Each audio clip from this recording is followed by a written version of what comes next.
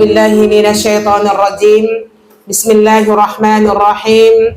Assalamualaikum warahmatullahi wabarakatuh. Waalaikumsalam warahmatullahi wabarakatuh. Alhamdulillahillazi arsala rasulahu bil huda wa dinil haq liyuzhirahu 'alad dini kullih walau karihal kafirun walau karihal munafiqun. Nasyhadu an la ilaha illallah wahdahu la syarikalah wa nasyhadu anna Muhammadan abduhu wa rasuluhu la nabiyya ba'da amma ba'. Rabbi shrah li sadri wa yassir li amri wahlul 'uqdatam min lisani yafqahu qawli. Amin ya rabbal alamin. Ummati fillah rahimakumullah. Untuk pertama dan utama sekali, marilah sama-sama kita senantiasa mengucapkan rasa syukur kita kepada Allah Subhanahu wa Ta'ala. Jangan sampai dengan nikmat-nikmat kecil yang kita miliki ini membuat kita lupa bersyukur kepada Allah Subhanahu wa Ta'ala. Kenapa, akhwat? Karena manusia ini kalau dia mendapatkan nikmatnya banyak, baru dia bersyukur. Pernah nggak kita bersyukur dengan nikmat gigi kita? Kita pernah bersyukur nggak dengan nikmat mata kita? Kita bisa bersyukur nggak nikmat suara yang Allah berikan kepada kita? Jadi sehingga ketika hal-hal kecil, ya, kalau kita bersyukur kepada Allah, maka kita akan mudah untuk bersyukur dengan hal yang besar. Benar nggak, apa? Nah, cuman biasanya manusia kayak gitu, Bu. Dia sepele gitu kan, dengan nikmat-nikmat kecil yang Allah curahkan kepadanya. Jadi makanya mau tidur baca doa, bangun tidur juga baca doa. Apa doa bangun tidur, Bu? Apa artinya?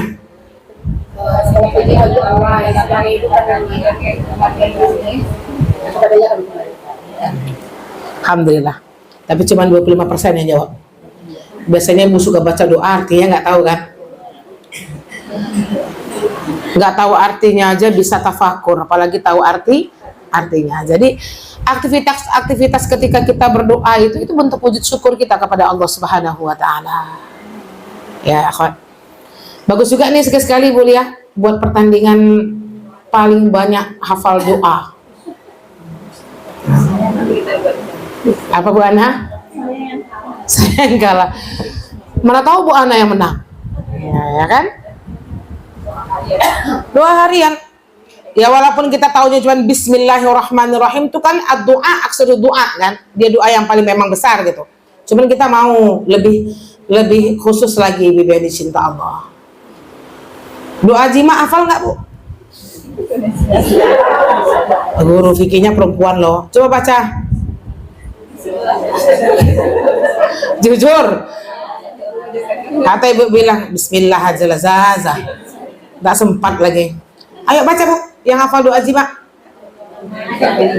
Nggak ada kata-kata terlambat. Nggak ada kata-kata terlambat pun. Allahumma Abu dihafal ya deh. Belum tentu juga dia hafal doanya dia sering Bu Neng. Bu Neng nih. Astagfirullah. Ya, jangan sepele Bu, itu kan hal-hal kecil. Yang doa berkaca. Iya, 100 buat Bu Neng. Doa pakai pakaian. Kalau bilang bismillah tuh enggak hafal berarti dia. Ini jangan sepele. Ini sebuah nikmat ketika kita membaca doa itu gimana ya Bu ya? Terasa kita bersyukurnya kepada Allah Subhanahu wa Ta'ala. Ya, hafal-hafal lagi, ulang-ulang lagi, tapi doanya yang sahih. Ya, jangan pakai doa yang dhaif ya. Nah, akhwati fillah. Selanjutnya mari sama-sama kita kirimkan salat beserta salam kepada kedua kita, kepada Nabi junjungan alam kita, kepada seorang Nabi yang maksum minaz zunub, kepada seorang Nabi yang telah mengajarkan bahwasanya Islam itu kafah, yakni Nabi Muhammad sallallahu alaihi wasallam, dengan mengucapkan Allahumma sholli ala Sayyidina Muhammad wa ala ali Sayyidina Muhammad. allazi yukhrijun nas minaz zulumati ilan nur wa ila siratim mustaqim.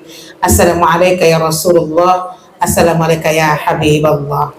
Baik, akhwati fillah, pada hari ini kita akan melanjutkan kembali materi fikih kita yang kemarin digantung aja lah, Bunda. Iya.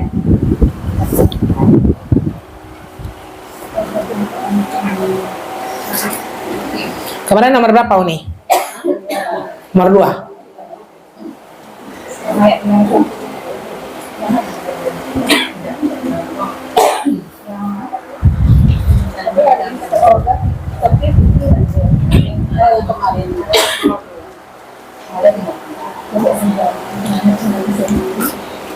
Baik.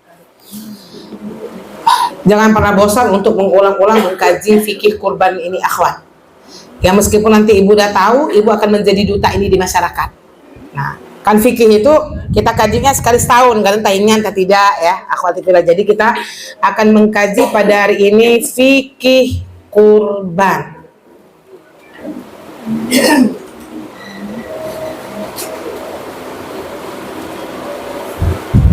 Buka catatan tahun lalu. Tanggal berapa, Bu?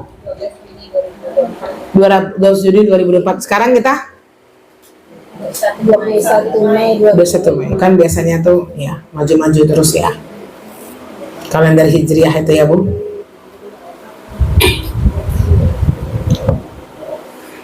Yang pertama, akhwat, definisi kurban dan akikah. Coba bedakan dulu, karena itu pasti ketika saya mengkaji fikih kurban itu pasti banyak identik bertanya tentang akikah gitu ya. Apa perbedaan dari fikih kurban atau definisi kurban dan definisi akikah? Nggak usah pakai bahasa buku, bahasa ibu biasa aja. Perbedaan kurban dengan akikah.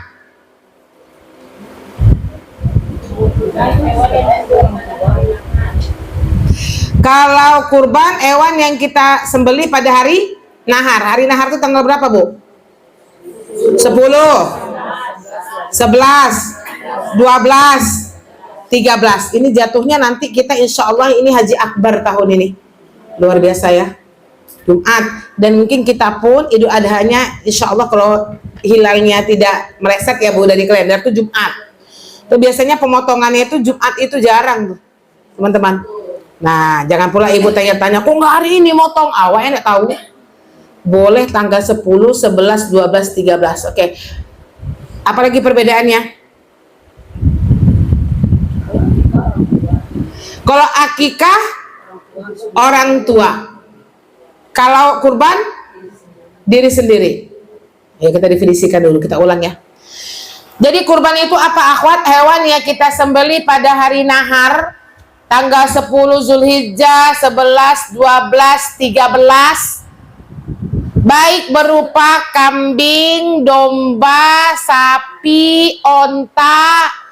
Kencang kali ustazah nih. Buka catatan tahun lalu aja, Bunda. Ngapain Bunda catat ulang lagi? Panek awak. Oh, lebih itu ya, Uni. Nah, Bu, nggak ada ayam nih, Bu. Ya. Domba, kambing, sapi, onta, kabau kalau orang Padang. Boleh nggak sih? Boleh. Orang Makinang ya. Dalam rangka taqarrub ilallah. Kunci itu, Bu. Dalam rangka mendekatkan diri kepada Allah. Berarti kalau kita mau kurban, berarti kita ingin mendekatkan diri kepada Allah Subhanahu wa Ta'ala. Jadi jangan sepele dengan kurban ini. Kalau mau dekat sama Allah, kurban. Salah satunya kurban itu bisa mendekatkan diri kepada Allah Subhanahu wa Ta'ala.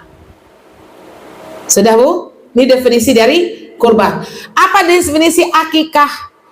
Hewan yang kita sembelih pada hari kelahiran anak kita. Tanggal berapa sunnah muakkadnya? 14, 21 ada ditambah dengan 40 ya.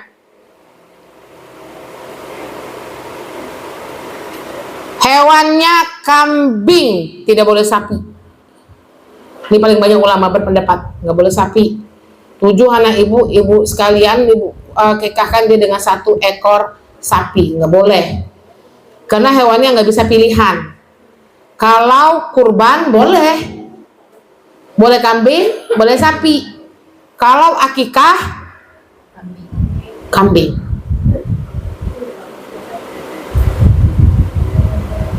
Dalam wujud syukur kepada Allah atas kelahiran anaknya.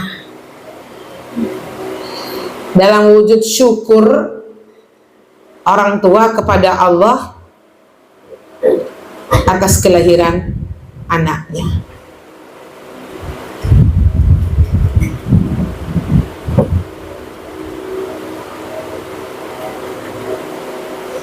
Bisa sampai sini paham, Bu? Bagaimana hukum fikih? Bolehkah orang yang belum akikah dia kurban? Boleh.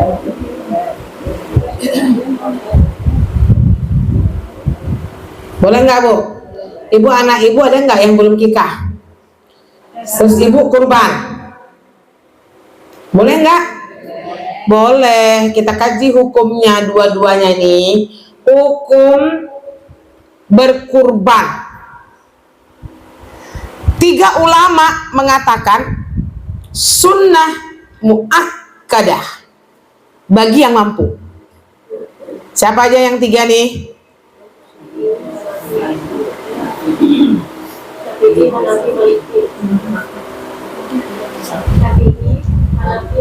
Oke. Yang mengatakan wajib siapa? Oke, catat ulang tuh. Jadi 3 ulama mengatakan hukumnya sunnah muakkadah. Sunnah muakkadah itu apa, Bu? Sunnah yang sudah di atas, yang terdekat kepada wajib. Makanya kata Rasulullah, apa barang siapa dia mampu tapi dia nggak kurban, maka jangan hampiri masjid kami. Pernah dengar? Sunnah muakkadah. Maliki, Hanafi, Syafi'i. Makanya Indonesia ini dia hukumnya sunnah muakkadah. Makanya banyak masyarakat yang tidak sadar dengan kurban. Maliki, Syafi'i, Hanafi. Oke, Bu?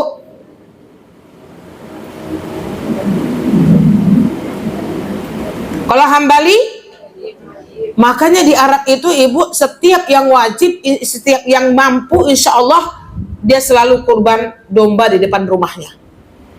Jarang kalau orang Arab itu kayak kita kumpul di lapangan, jarang. Karena dia sukanya tuh domba. Nah, ya. Kalau kita kan dikumpulkan di masjid kita, bagus gak sih? Bagus. Cuman kita ini kesadaran untuk berkurban itu, ya khususnya di Indonesia, itu lemah. Saya mohon maaf ya, Bu, jangan marah Ibu. Lihat aja di masjid Ibu, berapa kakaknya, berapa yang kurban. Tapi nggak boleh suuzon ya. Tapi cuman kita menghitung-hitung nih. Ya kalau nggak mampu gimana? Nah, yang mampunya nih, gitu kan. Musola Ibu, contohnya Bu. Berapa sapinya? 4. Taruh 4. 4 berarti berapa orang yang kurban? 7 kali 4. 28 kakak. Di rumah Ibu berapa kakak? Hitung yang mampunya. Biasanya kalkulasinya seperti itu, Bu. Ya, kita menyampaikan ini supaya kita sadar dengan kurban. Meskipun, ya kita ingatkan, Bu, kan memang kan di dalam hadis itu 1 kurban buat 1 keluarga. Benar, Bu? Iya? Kok nggak semangat Ibu bilangnya? Alhamdulillah, udah kurban suami awa atanang lawa. Itu kendaraannya bareng-bareng. Bukankah kurban itu nanti ketika di yaumil akhir menjadi kendaraan kita kan? Ibu mau nggak punya kendaraan sendiri? Maka tetap Ibu, meskipun suami kita sudah kurban atas kita untuk keluarga, maka saya tetap mengajak Ibu pun harus kurban. Meskipun tidak setiap tahun. 301 tahun, Bu. 5 tahun ke depan, 6 tahun ke depan ibu udah bisa kurban atas nama ibu sendiri. Kita mau punya kendaraan sendiri. Bisa insya Allah? Bisa kalau ibu ada kemauan. Kalau kita lihat 2.700.000 itu kalau kita bagi 360 hari berapa? Nggak sampai 10.000, Bu. Iya kan? Pernah terjadi kan, Bu? Sering kan? Kita lihat orang tuh nggak mampu, tiba-tiba nyetor untuk kurban pakai uang 1.000-1.000-an, uang 10.000-an. Kita nih yang taraf mampu, sudah aman dengan suami kita berkurban. Nah itu yang mau kita tumbuhkan ruhnya, akhwat. Tapi kalau kita nggak punya, suami kita berkurban, gimana Zah? Insya Allah kita sudah mendapatkan pahala. Kalau kita yang ada duit Zah, suami kita nggak ada duit, ada kayak gitu, Bu. Bapak-bapak ini kan kayak gini dia.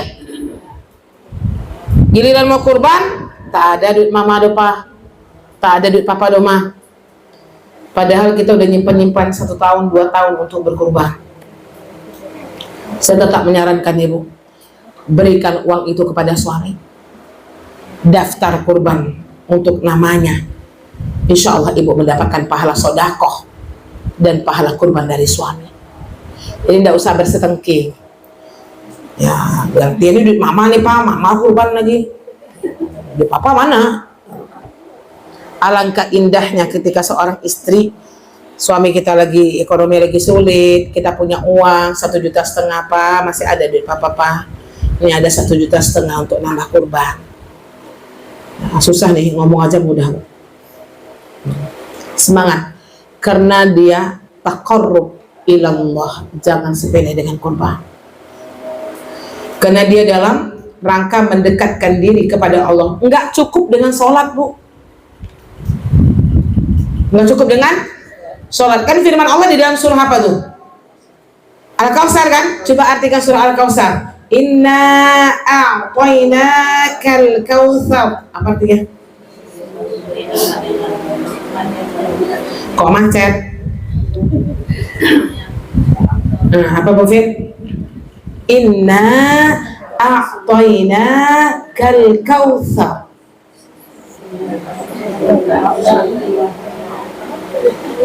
Lupa ini. Nggak apa-apa nih. Buka Qurannya, Bu. Tadaburnya ada sampai situ kan? Fasholli li rabbika wanhar. Baca-baca artinya satu dulu. Kuliah. Kasih mic-nya boleh ya? Bismillah. Sungguh kami telah memberimu Muhammad nikmat yang banyak. Maka laksanakanlah sholat karena Tuhanmu, dan berkurbanlah sebagai ibadah dan mendekatkan diri kepada Allah. Allahu Akbar, tuh sebagai ibadah dan mendekatkan diri kepada Allah. Jadi ini motivasi kita gitu. Ketika kita malas berkorban itu motivasinya. Bersyukur dan ibadah. Makanya wawnya waw ataf dalam bahasa Arab tuh. Fasholli li rabbika, wa ada was itu kan nih, itu namanya waw ataf. Dia berkesinambungan, nggak cukup dengan yang pertama. Berarti dua ini harus kita lakukan. Fasholli li rabbika wanhar, maka sholatlah dan berkurbanlah. Insya Allah ibu mampu untuk kurban meskipun tidak setiap tahun. Kalau mampu setiap tahun bagus. Kalau nggak mampu sekali 2 tahun, nggak mampu sekali 5 tahun, nggak mampu sekali 10 tahun, tapi kita punya kendaraan sendiri.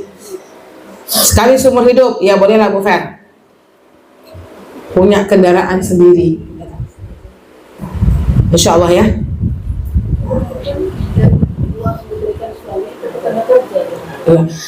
Bolehkah kita berkurban menggunakan uang dari suami? Boleh, boleh ya. bapak ngasih nafkah sama ibu, ibu mainkan arisan, simpan, terkumpul lagi dia. Suami ibu mendapatkan pahala sedekah, ibu mendapatkan pahala kurban untuk diri ibu sendiri. Maka bun, kalau di dalam fikih apabila bapak sudah menafkahi, contoh ya, dikasih bapak 10 juta 1 bulan, ibu simpan uang tuh, insya Allah itu di dalam fikih jadi milik ibu, karena dia sudah memberikan nafkahnya kepada kita. Aman itu bu ya. Nih ma, nafkah papa setiap bulan. Kalau kita bisa menggunakannya dengan baik gitu, sisa dia 2 juta, gimana tuh bu? Insya Allah jadi milik kita ya. Tapi ini bukan dari uang belanja itu, kurban, dikasihnya itu kurban. Dapat budian, bapak dapat pahala sodakoh sama istri. Yang kedua, ibu mendapatkan pahala kurban ibu. Baik mana suami itu bu? Ini mah untuk kurban mama kan gitu ya. Bapak dapat pahala sedekah bu, ibu dapat pahala kurban. Tuh, paham nggak bahasa saya bu dia? Iya, iya bu deh. Terutama kita yang punya utang, kita kan tidak pernah utang ya bu. Sekarang kita kasih anak saya biar kurban gimana? Anak ibu udah berkeluarga belum? Anak ibu belum bisa kurban? Belum pernah? Belum. Oke, nggak apa-apa bu deh. Insya Allah ibu tetap mendapatkan pahala sodakoh karena ibu nggak berkewajiban mengkurbankan anak. Ya, apalagi dia sudah berkeluarga. Jadi kalau bude kasih anak bude yang laki-laki itu dia berkurban, maka satu keluarganya dapat pahala kurbannya. Paham bahasa saya bu? Nah, istrinya dan anaknya nih. Nah, jadi perhatikan bu, kalau anak ibu belum menikah berarti itu masuk di dalam kepemimpinan ibu. Paham bahasa saya? Tapi kalau anak ibu sudah nikah, dia punya keluarga sendiri, maka kepala keluarganya adalah suaminya. Nggak apa-apa bude dapat pahala sodakoh, anak bude dapat pahala kurban untuk seluruh keluarganya. Jadi ya, oke. Bu Ana dari depan, sabar ya deh. Masuk nanti ke belakang ya. Alhamdulillah ada rezeki anak dari kecil belum balik, terus dikurbankan sampai setelah balik itu gimana? Terus yang kedua, mungkin saya diberi rezeki, saya mengorbankan almarhum mertua sama almarhum mama itu gimana? Iya, bagus pertanyaannya.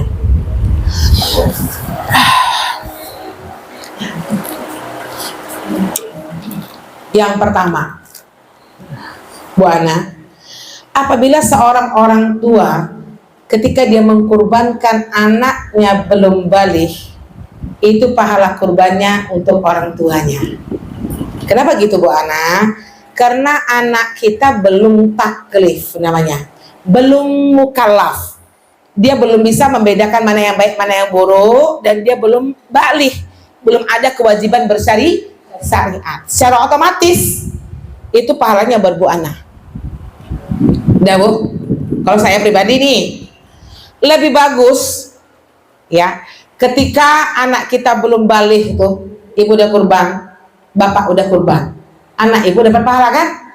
Maka berikanlah kemampuan ibu itu kepada orang yang sudah berkeluarga yang tak mampu. Semoga dengan ibu kurbankan dia jadi takarrub kepada Allah dan wujud syukur kepada Allah. Makanya sunnah muakkadah, hukum orang yang berkurban itu melihat hewan kurbannya ketika disembelih supaya bertambah keimanannya dengan membaca apa Bu? Inni wajjahtu wajhiya lillazi fataras samawati wal ardh. Ibu kalau hewan kurban ibu disembelih, ibu sedih gak sih? Haru gak sih? Menjadi hina di hadapan Allah, bersyukur gitu ya Bu Ana ya, tapi nggak apa-apa, itu jadi sedekah bagi kita. Nah, karena kan kurban itu satu Bu. Makanya saya tetap kalau ada ibu yang bilang, Zah, saya kurban tahun ini 1 ekor sapi. Nah, bagus, mantap tuh Bu. Cuman nama saya aja semua. Misalnya Bu Lia 1 ekor sapi. Sayang. Kan kewajiban kurban itu sunnah muakkatnya hukumnya 1 kan? 6 itu kasih nama.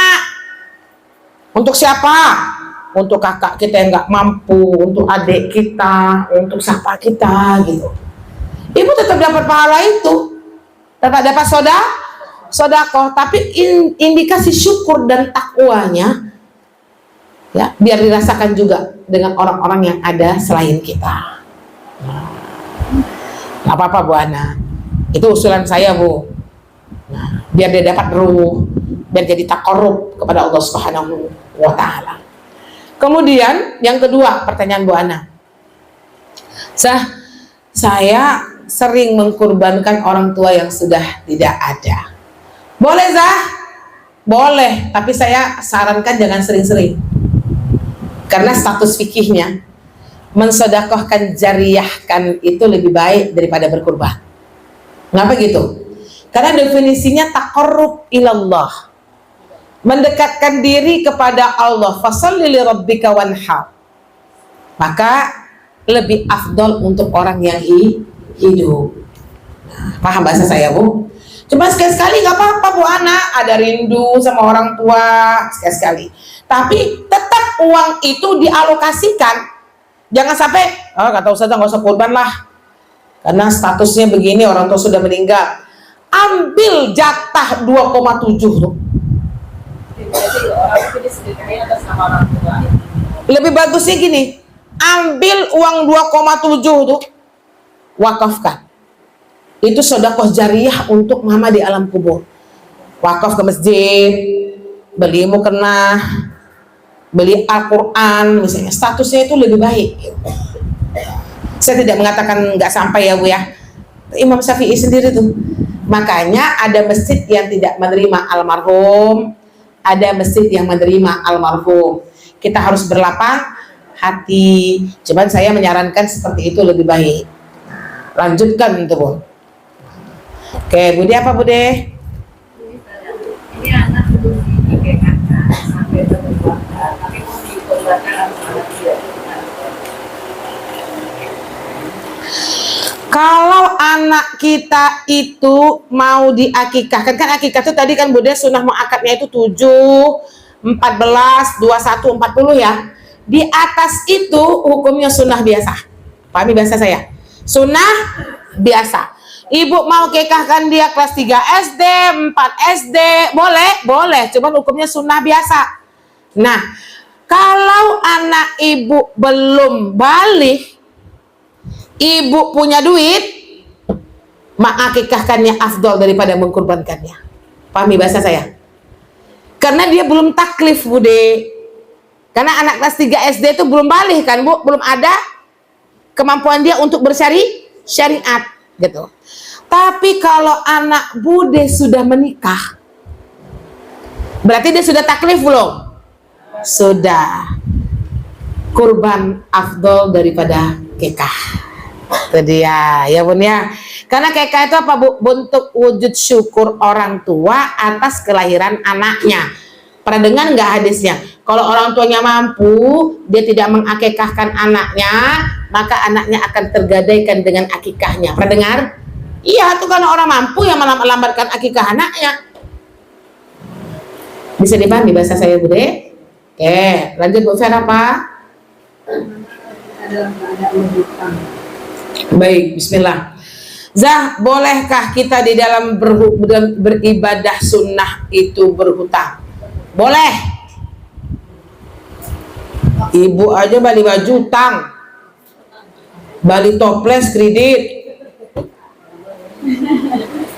beli karpet kredit, kurban utang. Nggak apa-apa. tapi dengan syarat, Bu Fer, ada pembayarnya. Mungkin uang ibu waktu itu belum keluar, gaji suami insya Allah ada untuk mau dibayarkan. Nah, kita nih Bu Fer, manusia ini pelit dia, Bu.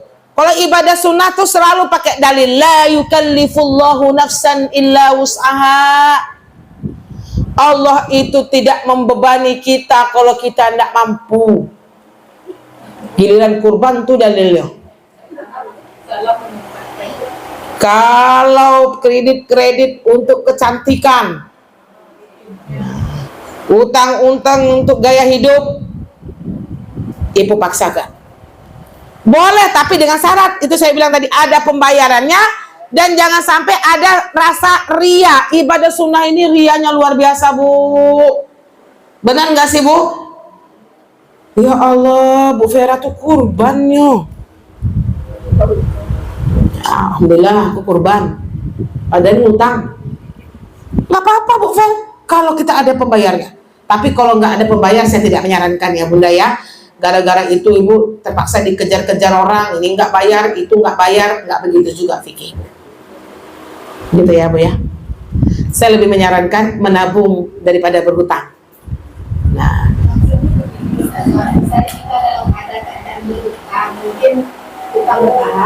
oh gitu. Kayaknya saya boleh nggak kurban utang? Ya, terjawab ya. Bu, kalau utangnya jatuh temponya di saat itu, utang dulu. Utang itu hukumnya apa, Bu? Wajib. Kurban tadi apa hukumnya? Sunnah mu'ak, tambah mu'akatnya. Nah, ya kan, Bu? Jadi kalau belum jatuh tempo, misalnya ibu ada pembiayaan di bank. Contoh nih, Bu. Contoh ya. Kurban tanggal 7. Jatuh tempo tanggal 3. Tidak bayar, Bu. Lebih mendahulukan kurban. Saya nggak setuju juga. Karena hutang hukumnya wajib. Hutang hukumnya wajib. Status hukumnya sudah paham ya, Bu? Kalau kurban utang hukumnya sunnah muakkadah. Atau ibu bilang, saya ini niat kurban supaya saya bisa bayar hutang. Nah, karena dia juga kayak gitu, Bu. Dia berkurban supaya dia bertawasul dengan kurbannya supaya bisa bayar hutang. Saya tetap menyarankan bayar hutang hukumnya wajib, Bu. Jangan sampai kita berkurban tapi hutang kita tak dibayar. Itu aja nasihat saya. Itu ya, Bu Fer ya. Status hukumnya. Ada lagi, Bu? Lanjut ya. Nah, satu lagi dasar hukumnya tadi surah apa, Bu? Al-Kautsar. Yang kedua surah Al-Hajj ayat 36. Buka dulu.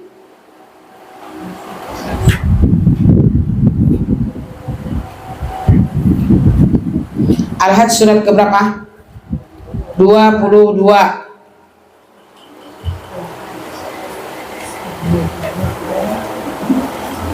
Ayat berapa itu? 36 nih, dalam baca artinya nih.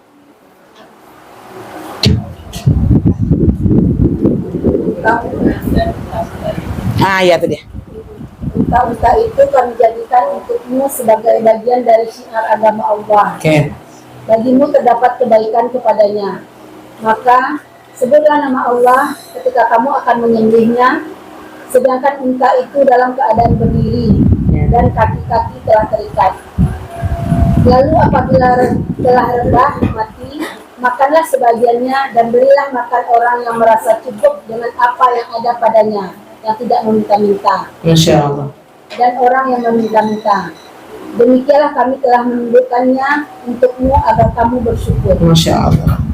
Bu, unta-unta itu kami jadikan untukmu sebagai syiar agama Allah. Kita harus tahu nih. Jadi apa kelebihan atau keutamaan kurban? Yang pertama wujud syukur. Yang kedua syiar agama Allah. Ya kan? Banyak kebaikan. Jangan sepele, saya bilang. Di dalam kurban ibu tuh banyak kebaikan. Yang pertama, wujud syukur kita kepada Allah. Yang kedua, bagian dari syiar agama Allah. Coba, disitulah umat Islam semuanya berkumpul, Bu. Berkumpul kita bersama-sama menunjukkan syiar agama kita.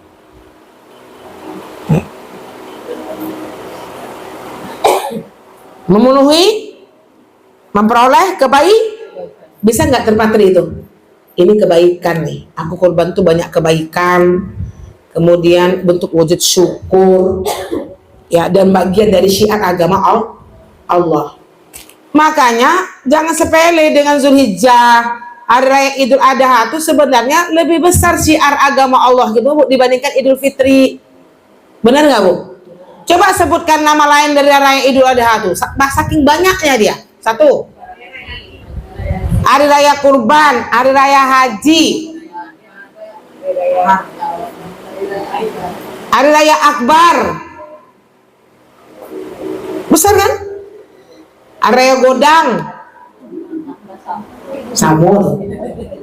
Orang Padang Raya Godang. Ini BBNI cinta Allah. Makanya syiar agama Allah yang banyak dibaca tuh takbir, takbir, takbir, takbir, takbir. Betul, Bu? Nanti kita kaji di amalan Zulhijjah, masih lama. Ini udah tanggal 22 ya? 21 Zulqa'idahnya, Bu. 23. Tuh benar-benar cinta Allah. Jadi kalau kita memaknai kurban itu dengan seperti ini, kita jadinya lapang. Karena banyak orang berkurban tuh nggak dapat ruh, Bu. Ya udahlah, karena dia banyak duit, daftar kurban. Dia lupa di situ banyak kebaikan. Dia lupa di situ tuh bentuk wujud syukur kepada Allah. Ya, dia lupa di situ merupakan syiar agama Allah. Makanya saya bilang di awal tadi, sunnah muakkad hukumnya bagi orang yang berkurban itu menghadiri penyembelihannya.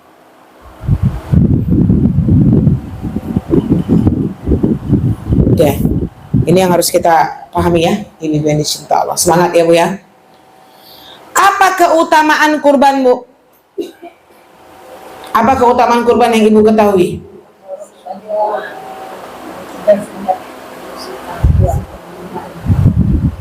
Membersihkan jiwa. Tuh. Kalau membersihkan harta, kerja apa nih? Zakat. Ya kan? Kalau membersihkan jiwa itu kurban. Jiwa kita ini bersih apa kotor? Kotor banget, Bu. Qad aflaha man zakkaha wa qad khaba man dassaha. Ini jangan sepele. Walaupun Ibu bilang, alah kambingnya, hari biasa pun bisa awak sembelih. Ini ruhnya yang harus kita dapatkan, Ibu yang dicinta Allah. Apalagi dia merupakan kendaraan kita nanti ketika di yaumil akhir. Ketika kita sudah meninggal dunia, hewan kurban itu mendatangi kita. Pernah tahu kan, Bu? Iya, ada hadisnya. Nah, baca hadisnya nih. Bahwa Rasulullah SAW Di sini juga di buku fikih juga hadis Aisyah, kan? tidak ada Amalan yang diperbuat, iya. manusia di hari Idul Adha yang lebih afdal di sisi Allah dari mengucurkan darah kurban, dan sesungguhnya binatang kurban tersebut akan datang pada hari kiamat dengan tanduk-tanduknya, rambut-rambutnya, bulu-bulunya, kukunya.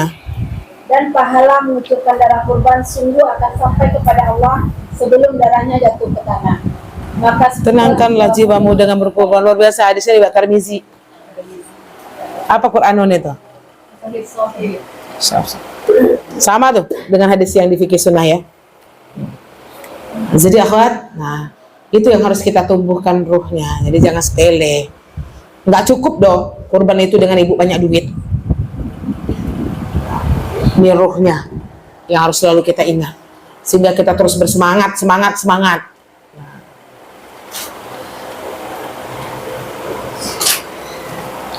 Kalau orang kaya kurban itu biasa, Bu. Orang kayak kita ini yang luar biasa. Sekian ditabung. Ketika kita memberikannya, kita berkurban. Wah, Masya Allah. Terasa. Ya. Ini yang harus kita coba untuk tahun-tahun depan berikutnya. Senang sekali saya di Sakofah ini ada kurban. Insya Allah tahun depan ya. Ya suami itu kan udah, suami kita sudah tuh. Kita aja ibu-ibu. Apa Bu? Oh yang nyembelih bapak-bapak nanti. Tapi ruhnya beda loh. Emak-emak Sakofah bisa kurban.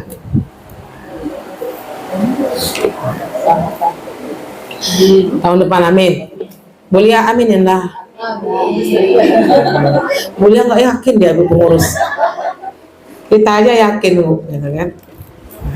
Tak korupnya gitu ya. Khatifullah. Itu keutamaannya ya. Udah jelas tadi hadisnya ya Bu.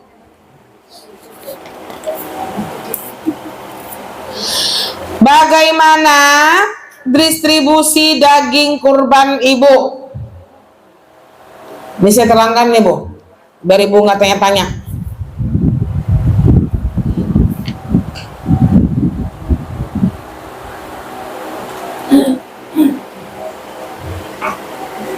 Para ulama mengatakan bahwa paling afdol distribusi daging kita itu memakannya sepertiga, disodakohkan sepertiga, dan menyimpannya sepertiga.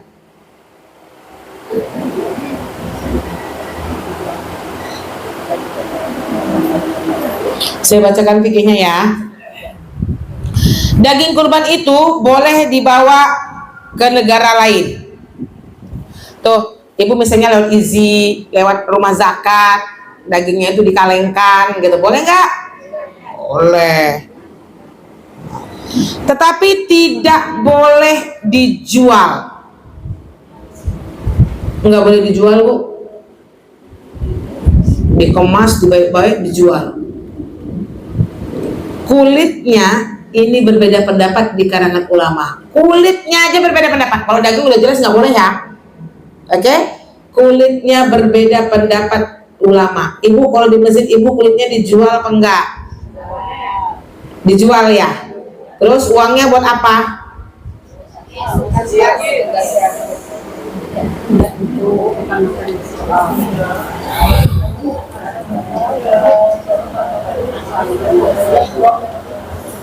Nah, ya Bu ya. Tidak dibolehkan memberi daging kepada tukang potong sebagai upah, karena mereka berhak menerima upah lain sebagai imbalan kerja. Orang yang berkurban boleh bersedekah daging tersebut dan juga boleh mengambil dagingnya untuk dimanfaatkannya. Menurut Hanafi, mereka boleh menjual kulitnya dan menyedekahkan hasilnya atau membelikan barang yang bermanfaat. Ya, ibu yang dicinta Allah. Jadi ini Hanafi yang boleh menjual, yang lainnya nggak boleh. Nah, bayangkan. Saya angkat sebentar anak saya ya Bu ya.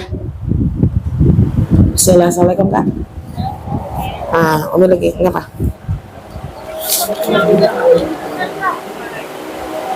Ketika servis sebelumnya nak, servis sebelumnya. Ya 3 bulan yang lalu coba. Enggak sebelum Lebaran, sebelum puasa.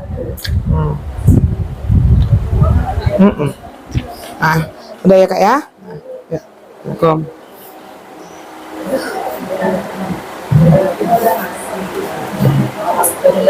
Itu Bu ya. Cuman kita luruskan, di masjid ibu mungkin masih menggunakan upah ini. Ya. Nah, kalau bahasanya upah memang nggak boleh. Nggak boleh. Tapi sekarang para ulama membahasakannya itu hadiah. Ya, sodakoh. Hadiah. Paham nggak bahasa saya Bu? Nah, tapi saya lebih setuju ya, tetap dia diberi upah bukan dari daging. Nanti dagingnya mungkin bentuknya sodakoh. Kenapa? Ya, Karena memang nggak boleh dibayar upah. Makanya ibu ada uang, kalau misalnya kita kayak beli sapi itu, uang kita itu kan berapa ya? Ya kan? Kan ada bayar operasionalnya ya Oma, ada plastiknya, ada itunya ya. Nah, jadi diambil dari situ. Lebih bagus memberikan mereka itu uang, kayak sarung, baju koko untuk panitia gitu misalnya kan. Itu silahkan saja Bu. Nah, tapi bahasanya sekarang hadiah. Jadi saya wallahu a'lam bishawab. Oh, saya pribadi tidak setuju dengan ini. Sebagian ulama mengatakan ini bukan upah, ini bentuknya hadiah. Kan seharusnya distribusi daging kurban itu yang harus sejahtera tuh orang yang kurang mampu. Paham nggak bahasa saya? Kalau nih suami ibu adalah pengurus, dikasih daging itu, ambillah, berikanlah kepada orang yang membutuhkan. Itu aja yang bisa kita cara menghindarinya. Itu Allah ambil, berikan itu kepada orang yang membutuhkan. Wallahu a'lam bishawab. Jadi sebenarnya kalau untuk pendistribusian daging itu Indonesia ini jauh lebih baik. Kenapa gitu Bu? Karena kita kan sudah memotong itu secara bersama-sama. Nggak akan ada ibu dapat sepertiga dari daging ibu. Benar kan? Kita berkorban paling 2 kantong kan? Ada nggak sepertiga dari daging yang ibu punya? Nggak ada dong. Berarti ibu baik udah. Kalau di Arab itu memang gitu Bu, dia ambil sepertiga untuk dia, masak sama keluarganya, dia simpan sepertiga, dia taruh di freezer, ya. Kemudian dia wajib mensedekahkannya sepertiga dari daging hewan kurbannya. Ini ya Bu ya.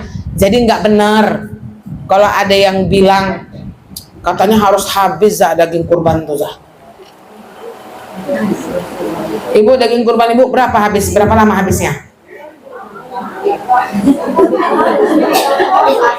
Bumi? 6 bulan tuh karena nak masak tuh. Saya nggak ada Bu. Jadi sebenarnya nggak gitu juga.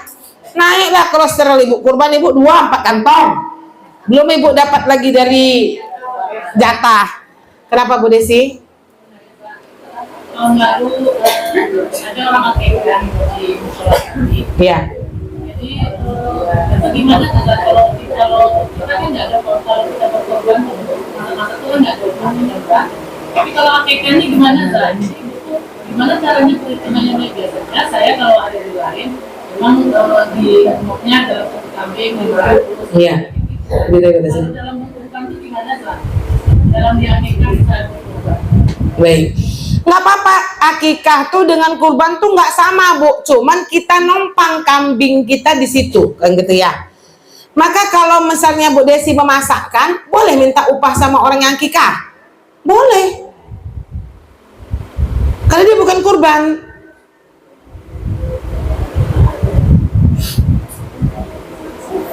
Boleh Bu. Makanya kalau akikah itu kan afdolnya daging itu dimasakkan. Ibu kan? Kalau kurban kan dagingnya daging mentah. Paham bahasa saya Bu? Nah, nggak apa-apa Bu Desi. Tapi kalau ibu nggak dibayar itu jadi sodakoh. Sekian aja lah sekali masak misalnya. Tapi boleh kita minta upah kalau untuk akikah, sangat boleh. Karena dia bukan kurban. Nah, itu Bu ya. Iya, Bu Endang.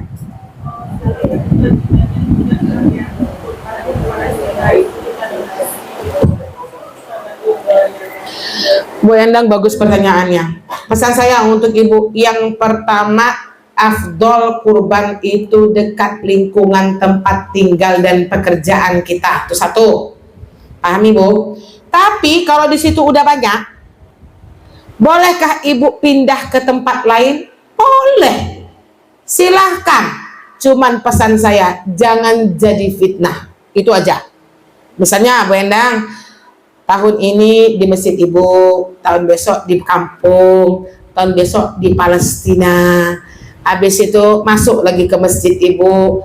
Tapi jangan sampai ibu bilang begini, alhamdulillah di sini orang kaya, saya doanya nah, tapi ibu nggak pernah kurban di sana. Kalau hukumnya sangat boleh, Cuman kita menjaga kita ini makhluk Allah yang istimaiyah, makhluk Allah yang hidupnya masyarakat. Jangan sampai orang suuzon dengan kita. Tengoklah orang kayu cik itu ndak pernah kurban di psikolog.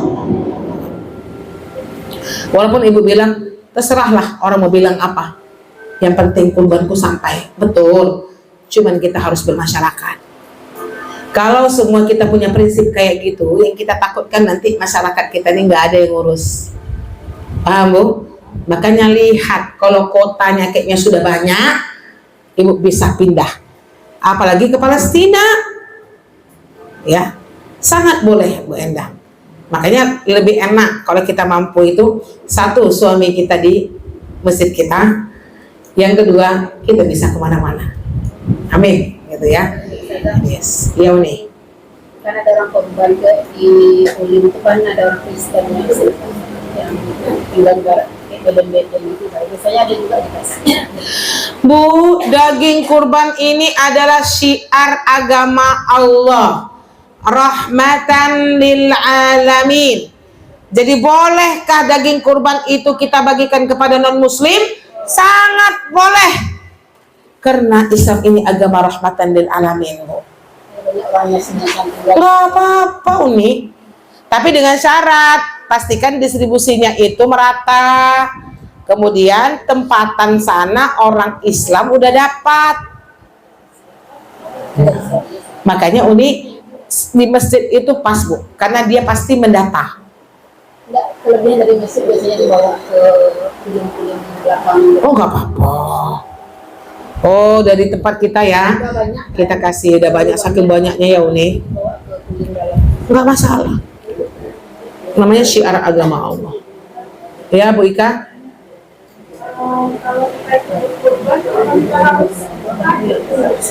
Sunnah muakkadah hukumnya. Kecuali ibu fobia darah atau kita di kampung. Nah, saya kalau di kampung itu paling nanti nelfon sama neneknya, Nek, udah dipotong. Mimi mau dipotong nih, ini sapinya nih udah dipanggil namanya, minimal ini wajah tu wajahil lazi fafaras samawati wal ardi. Allah, terimalah kurbanku, wujud syukurku kepadamu ya Rob. Meskipun kita nggak melihat, kan Bu Ika. Tapi kok nggak, kan saya bilang tadi sunnah hukumnya kan. Kalau dia masjid dekat rumahan kita, datanglah Bu, melihat hewan kurbannya. Kalau suaminya diperlukan, pahalanya Iya. kalau istri untuk istri, enggak suami. Makanya bingung. Nggak bingung. Makanya saya bilang, kalau ibu sanggupnya satu, nama siapa saya bilang? Nama bapak aja Bu Ika. Kita kan kadang-kadang mau keren, gantian lah bang, abang-abang tarui mah. Kita bacakan hadis ya, Ibu bini cinta Allah. Satu hewan kurban untuk satu keluarga. Mereka yang berkurban dengan satu kambing atau domba berarti telah dianggap memadai untuk diri dan keluarganya. Dahulu para sahabat berkurban dengan seekor domba. Sahabat, bukan sahabiat, ya akhwat. Untuknya dan keluarganya, karena merupakan fardu kifayah.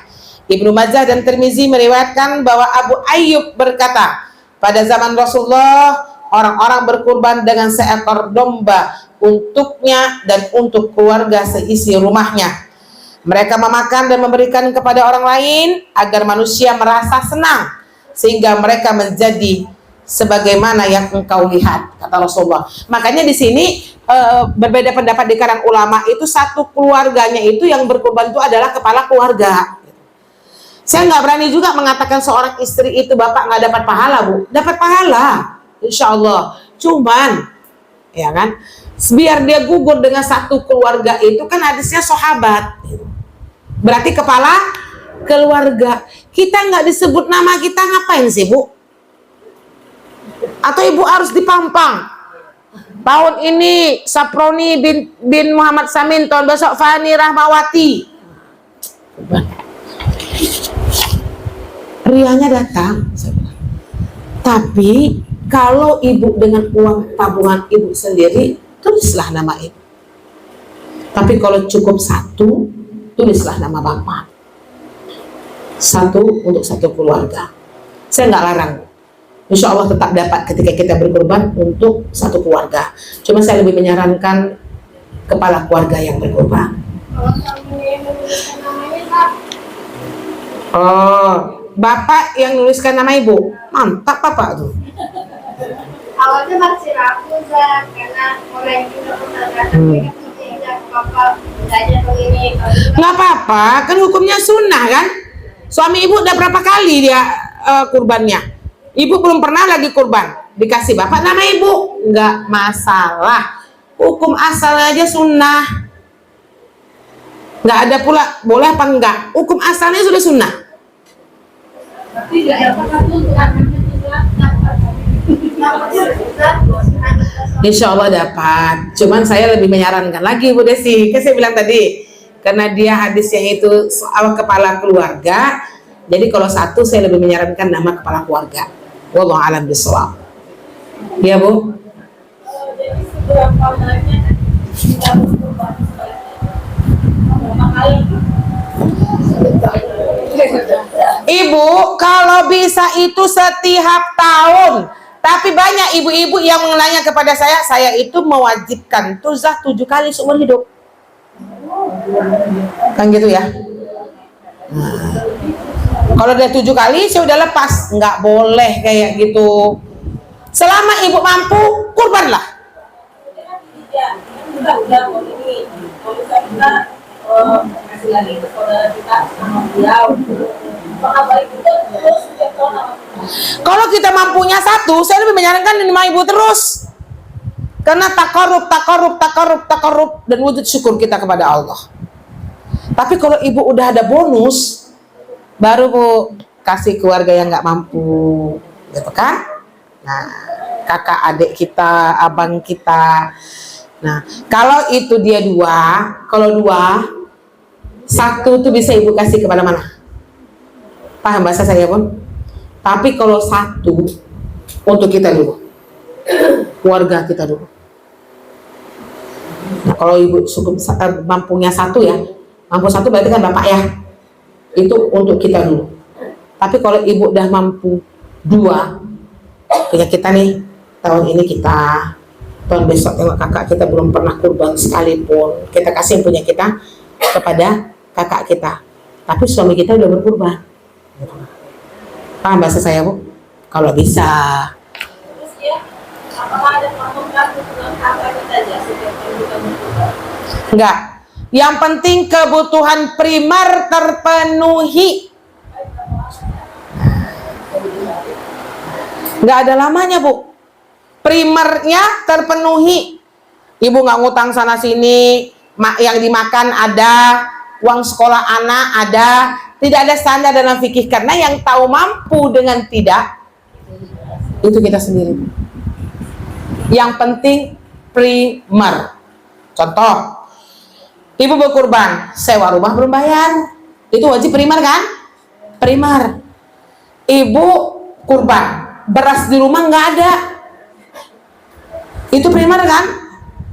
Jadi pastikan yang primer terpenuhi. Anak yatim tetangga. Dan anak yatim, ya itu pasti ini. Dan anak yatim tetangga ibu tidak kelaparan. Nah, itu dia. Satu lagi boleh dah. Nggak pergi-pergi saya nih Bu. Saya di Maton Host. Iya, awan. Nah, ini mungkin karena kurangnya pengetahuan, karena saudara saya hidupnya di Lampung, jadi mungkin kajian tidak ada sah. Gimana? Saudara laki-laki, dia mengumpulkan uang untuk umroh atau haji kalau dia sempat haji. Kalau tidak sempat haji, umroh. Tapi dia tidak berkorban di mana? Nggak apa-apa. Bu, kurban itu hukumnya apa? Haji itu hukumnya?